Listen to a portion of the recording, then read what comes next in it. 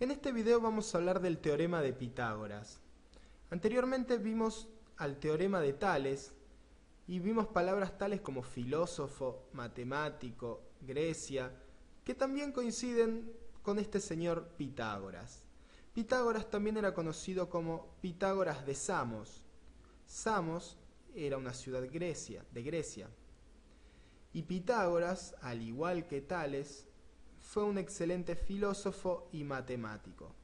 Él vivió aproximadamente entre el año 582 y 507 a.C., una época muy cercana a la que vivió Tales. Pero vamos a lo que nos interesa, que es el teorema de Pitágoras. Permítanme bajar. Acá tengo marcado un triángulo, el dibujo de un triángulo, y vamos a decir que es un triángulo rectángulo. Triángulo rectángulo. Recordemos que los triángulos rectángulos son los que tienen un ángulo recto. En este caso es este que está acá. Ángulo recto. Un ángulo recto es aquel que mide 90 grados. Exactamente 90 grados. Y vamos a presentar ciertos elementos que están presentes en un triángulo rectángulo. El primero es el lado más largo.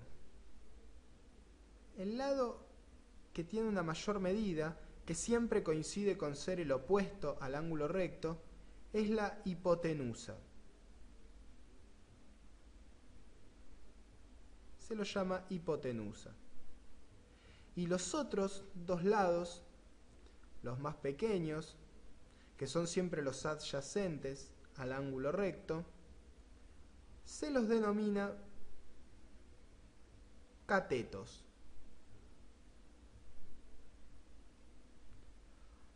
A los catetos se los representa como C1 y C2, mientras que a la hipotenusa se la representa con una letra H. Ahora bien, ¿qué es lo que dice el teorema de Pitágoras? Yo les quería presentar antes que nada el triángulo rectángulo porque el teorema de Pitágoras habla justamente de los triángulos rectángulos. ¿Y qué dice el teorema de Pitágoras? Dice que hay una relación entre la hipotenusa y los catetos, que es la siguiente: que el valor de la medida de la hipotenusa al cuadrado, es decir, el cuadrado de la hipotenusa, siempre trabajando con las medidas, ¿verdad?, es igual a la suma de los cuadrados de los catetos. Es decir, que el cateto 1 al cuadrado más el cateto 2 al cuadrado, siempre hablando de las medidas, es igual al valor del cuadrado de la hipotenusa. ¿Y cómo podemos hacer para demostrar esto? Vamos a ver un poco más abajo, pero tengamos en cuenta la expresión esa. Vamos a empezar con otro triángulo rectángulo. Yo voy a marcar un triángulo rectángulo, algo así, que tiene la hipotenusa, que tiene el lado A y el lado B. Y vamos a hacer voy a trasladar el segmento A, o el lado A, lo voy a trasladar acá. Esto es A. Y lo mismo voy a hacer con el lado B, pegado al lado A. Nos va a quedar determinado una figura, un segmento más largo, cuya medida es A más B. Y lo que voy a hacer es trazar un cuadrado de lado A más B, entonces. Algo así. Entonces vamos a decir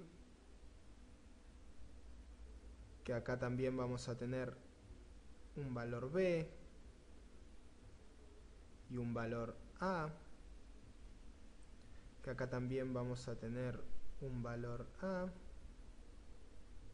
y acá B, B y A. Y nos va a quedar determinado un cuadrado cuyos lados es A más B.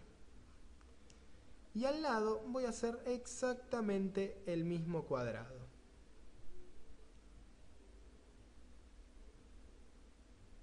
Un cuadrado de lado A más B. Es decir, acá tenemos A, acá tenemos B, B, A, B, A, B, A. Es decir, que tenemos dos cuadrados exactamente iguales, ¿no es cierto? Exactamente iguales, cuyos lados es A más B. Y ahora bien, vamos a unir los puntos determinando estos triángulos rectángulos.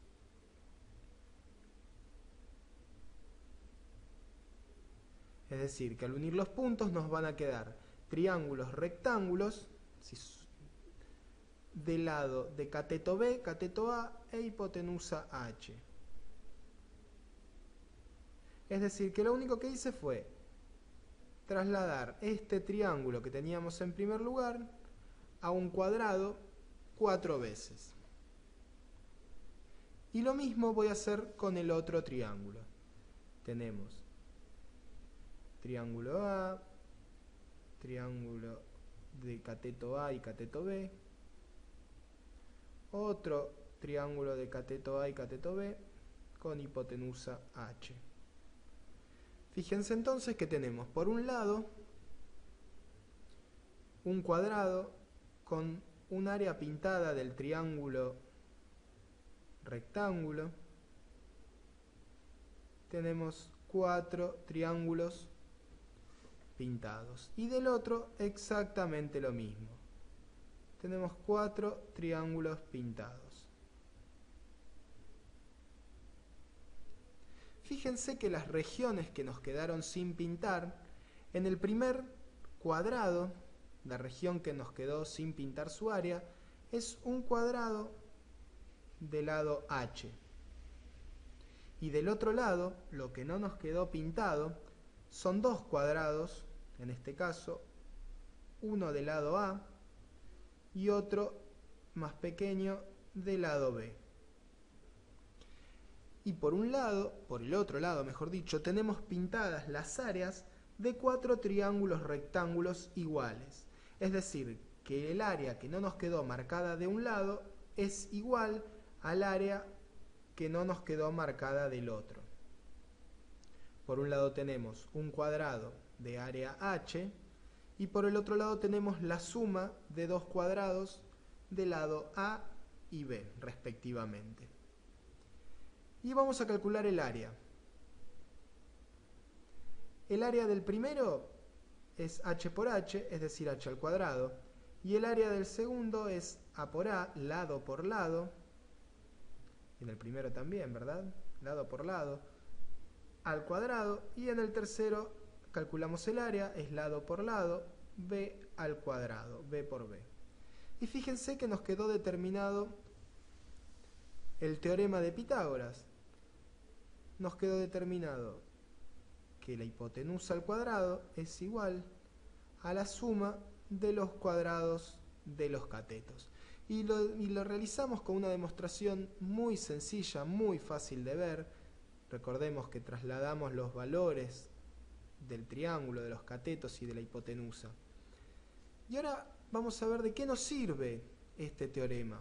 Ya vimos la demostración, ya vimos de qué se trata, cómo es la expresión, y vamos a ver de qué nos sirve. Vamos a suponer un último triángulo rectángulo. El ángulo recto, la hipotenusa, vamos a decir que no sabemos cuánto es. Y vamos a tener el cateto 1, que va a ser igual a 3, y el cateto 2, que va a ser igual a 4. Y vamos a utilizar el teorema de Pitágoras para resolverlo, que dice a al cuadrado es igual al cateto 1 al cuadrado más el cateto 2 al cuadrado. Simplemente reemplazamos los valores y resolvemos. Hipotenusa al cuadrado es igual a 3 al cuadrado más 4 al cuadrado. Esto es 9 más 16. Y esto es, la hipotenusa al cuadrado es igual a 25. Realizamos una raíz cuadrada en ambos lados. Esto se va. Y nos queda que el resultado final